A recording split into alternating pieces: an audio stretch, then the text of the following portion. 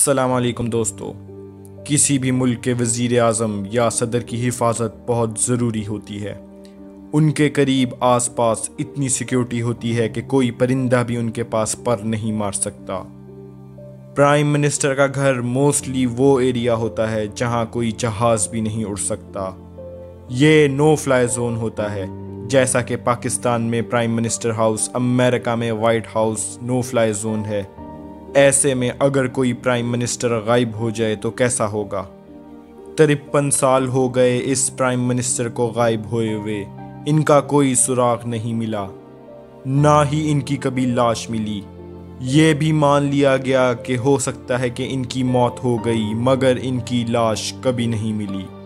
लेकिन हकीकत ये है कि एक मुल्क का वज़ीर आज़म एक अजीब तरीके से गायब हो गया कि बाद में ना ही वो मिला और ना ही उसकी लाश का किसी को पता चला।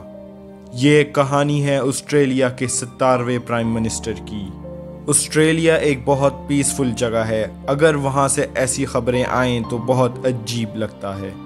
ऑस्ट्रेलिया के इनसे पहले भी जो 2 प्राइम मिनिस्टर थे उनकी मौत भी ड्यूटी पर ही हुई थी, और ये तीसरे प्राइम मिनिस्टर थे जो ऑन ड्यूटी ही गायब हो गए। तमाम कोशिशें और तलाश के बाद भी इनका कोई सुराग नहीं मिला। बाद में ये मान लिया गया कि इनकी मौत हो गई। ना सिर्फ मान लिया गया बल्कि इनकी कंडोलेंस मीटिंग भी रखी गई, जिसमें बहुत से मुल्कों के वफ्द और वज़ीर आज़म गए।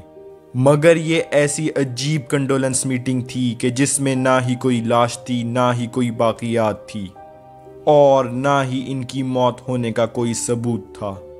इनका पूरा नाम हैरोल्ड एडवर्ड होल्ट था। ये ऑस्ट्रेलिया के 70वें प्राइम मिनिस्टर थे। उस वक्त के प्राइम मिनिस्टर अपनी सर्विस से हटते हैं और उनकी जगह इनको प्राइम मिनिस्टर बनाया जाता है। इसके बाद इलेक्शन होते हैं और ये भारी वोटों से जीत जाते हैं। इनकी पैदाइश न्यू साउथ वेल में हुई। इनके वालिद की वफ़ात इनके बचपन में ही हो गई थी, और बचपन से ही इनको तैराकी और फिशिंग करने का बहुत शौक़ था। ये बात दिसंबर 1967 की है। क्रिसमस का जोश स्टार्ट होने वाला था, जैसा कि इससे पहले कैबिनेट की मीटिंग होती है। 16 दिसंबर को वो पार्लियामेंट की मीटिंग अटेंड करते हैं और मीटिंग अटेंड करने के बाद अपने घर चले जाते हैं। पड़ोसी के साथ इनकी वाइफ और वो ये डिनर अटेंड करते हैं। तब तक सब कुछ ठीक था।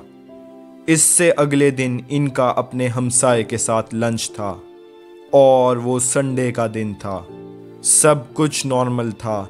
लंच से पहले प्राइम मिनिस्टर खुद ग्रॉसरी करने के लिए स्टोर जाते हैं और वापसी पे अपने लिए अखबारात ख़रीद कर लेकर आते हैं। घर आकर अपने स्टाफ के साथ वो अपने दूसरे घर जा रहे थे। रास्ते में समुंदर था। ये उनका आबाई इलाका था। यहाँ की हर चीज़ से वो वाकिफ़ थे। समुंदर को देखकर वो अपने स्टाफ को कहते हैं कि क्यों ना पहले थोड़ी देर स्विमिंग कर ली जाए, फिर आगे चलते हैं। इससे पहले भी वो बहुत बार ऐसे समुंदर में स्विमिंग कर चुके थे, और स्टाफ से डिस्कस भी करते हैं कि इसके बाद लंच पर भी जाना है। जैसा कि सब जानते ही होंगे कि ऑस्ट्रेलिया में दिसंबर में बहुत सख्त गर्मी होती है। वहाँ पर जिन महीनों में पाकिस्तान में गर्मी होती है वहाँ ठंडे होते हैं, और जब पाकिस्तान ठंडा होता है तब वहाँ पर वो बहुत ज़्यादा गर्मी होती है। दोपहर 12 या 12:30 बजे का टाइम था। उस दिन समुंदर में लहरें बहुत ज़्यादा थी, मगर वो अक्सर इस तरह के समुंदर में भी तैराकी करते थे। उनके गार्ड्स और बाकी स्टाफ देख रहे थे। वो समुंदर में उतर जाते हैं और तैराकी स्टार्ट कर देते हैं। 67 में वैसे भी कोई टेररिज्म नहीं था, बहुत पीसफुल वक्त था वो। ये भी वजह थी कि वो ऐसे आराम से तैराकी कर रहे थे, क्योंकि टेररिस्ट एक्टिविटीज़ भी 90s में जाकर स्टार्ट हुई थीं। जिस जगह पर ये स्विमिंग कर रहे थे वो शेविक बीच के नाम से मशहूर था। शेविक बीच विक्टोरिया में था। कुछ टाइम तक वो नज़र आते रहते हैं, मगर कुछ देर के बाद वो अचानक नज़रों से ओझल हो जाते हैं। ना तो किसी ने उनको हाथ उठाकर मदद मांगते देखा और ना ही किसी ने कोई आवाज़ सुनी।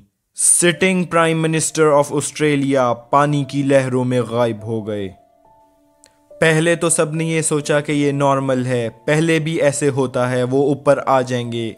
मगर जब वो नहीं आते तो पैनिक हो गया।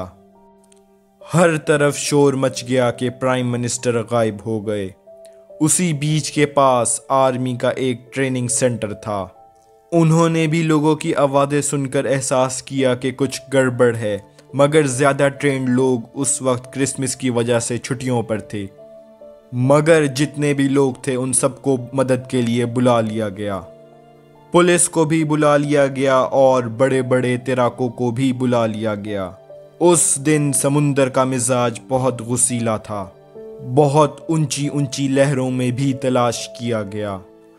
हर तरफ से तलाशी ली गई मगर वो ना मिले। आहिस्ता आहिस्ता रात हो गई।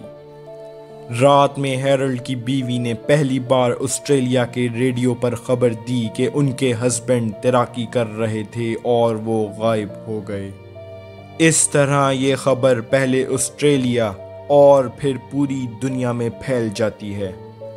अगले दिन ऑस्ट्रेलिया के सबसे बड़े तैराकों को ऑस्ट्रेलिया के शेविक बीच पर भेजा जाता है।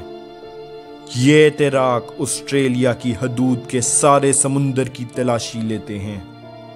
हेलीकॉप्टर से ऑस्ट्रेलिया की हदूद की फिजाई निगरानी भी की जा रही थी, लेकिन इसका कोई सुराग नहीं मिलता। ऐसे 18 दिसंबर भी गुजर जाता है। ये तो समझ आ गई थी कि वो अब जिंदा नहीं होंगे, मगर फिर भी ये सोचा जाता है कि कोई तो सुराग मिल जाए, मगर कुछ नहीं मिलता।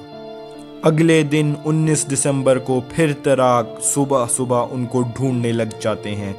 यहाँ तक कि वो आसपास की खाइयों में पत्थरों में भी देखते हैं, मगर उनको कुछ नहीं मिलता। इसी तरह 20-21 दिसंबर को भी तलाश की जाती है, मगर फिर भी कुछ नहीं मिलता।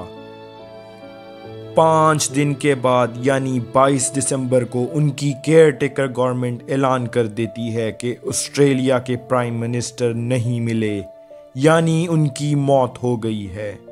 क्योंकि इतने दिनों से मुल्क को केयर टेकर गवर्नमेंट ही संभाल रही थी। उसके बाद कंडोलेंस मीटिंग रखी जाती है। इस मीटिंग में दुनिया भर के वफ्द सब पहुंचते हैं, मगर ये मीटिंग बिना लाश के थी और साथ में तलाश करने का काम भी रोक दिया जाता है। कुछ लोगों का कहना है कि वो डूब गए और उनकी मौत हो गई। कुछ लोगों का कहना है कि वहाँ पर शार्क मछलियाँ भी आ गई थी उन दिनों में। हो सकता है कि उन्होंने उनको खा लिया हो।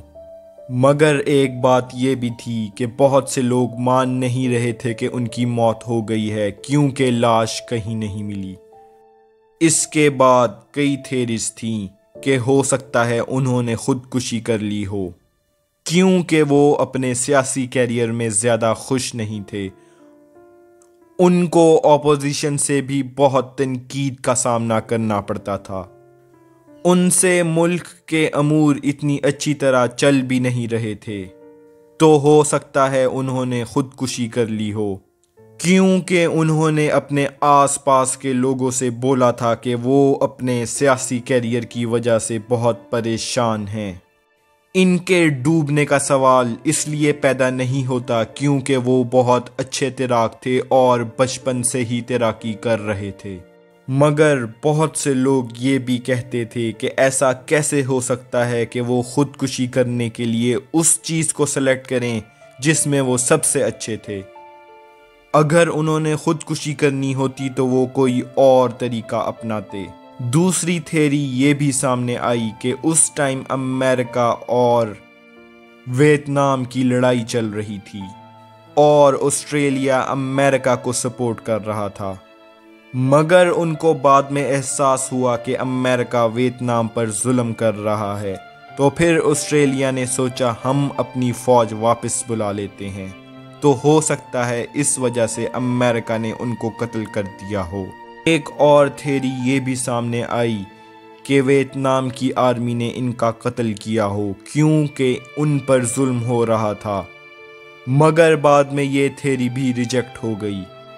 बाद में एक थ्योरी ये भी आई कि इनकी एक गर्लफ्रेंड भी थी और उससे इनका ब्रेकअप हो गया था।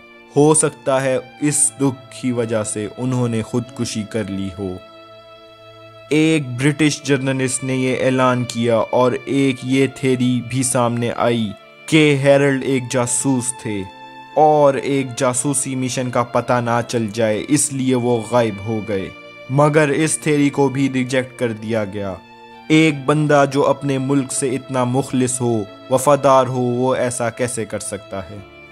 5 जनवरी 1968 में उनकी पुलिस ने जो रिपोर्ट जमा कराई उसमें यह था कि प्राइम मिनिस्टर डूब गए।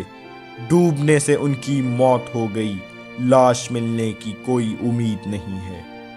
तो दोस्तों, ये थी हमारी video Australian prime minister Harold Holt के अचानक गायब होने के हवाले से।